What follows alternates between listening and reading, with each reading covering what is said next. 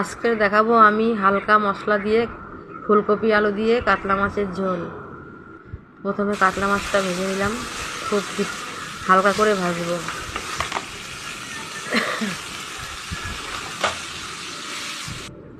হয়ে গেছে ভাজা, আবার তুলে নেবো।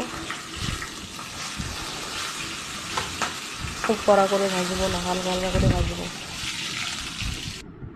এবারে দিয়ে দেবো একটুখানি গোটা জিরে, সাদা জিরে। একদম কম মশলা কম তেলে রান্না করতে গেলে কী করে রান্না করতে হয় সেটাই দেখাবো আজকে। এবারে ফুলকপি আলু দিয়ে ফ্রাই করলাম। এতে দিয়ে দেবো পেঁয়াজ কুচি, টমেটো কুচি।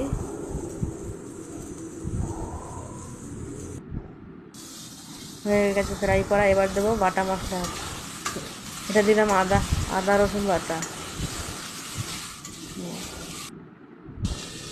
লঙ্কা বাটা দিলাম, জিরে বাটা দিলাম, এবার লবণ দিলাম, দিয়ে ভালো করে ফ্রাই করে নেবো। এবং কষিয়ে কষিয়ে যখন তেল ছেড়ে দেবে তখন জল দেবো। এবার জল দিয়ে দিলাম।